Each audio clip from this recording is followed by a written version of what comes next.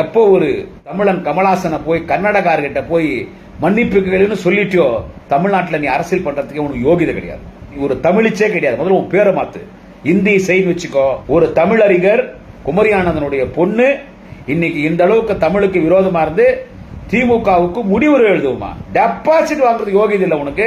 அண்ணன் எடப்பாடி பழனிசாமி பார்த்தா வருத்தப்படும். ஜெயிலுக்கு போயிருந்துங்க அவங்கள்ட்ட இப்படி அடிமையா போயிட்டீங்க.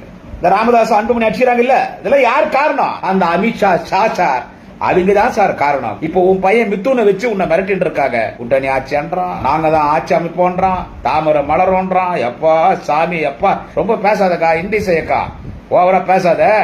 சீட்டு வாங்கி என் தொகுதியில நின்னு டெபாசிட் மட்டும் வாங்கிருக்கா போறோம். அண்ணாமலையே தோப்பான்.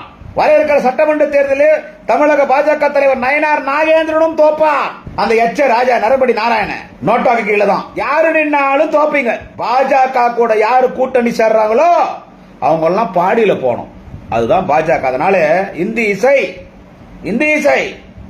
பேசு, எவ்வளவு பேசுற பேசு. ஆனா தயவு செஞ்சு சிரிக்காதக்கா. எங்க வீட்டுல பசங்க எல்லாம் பார்த்து பயப்படுறாங்கக்கா.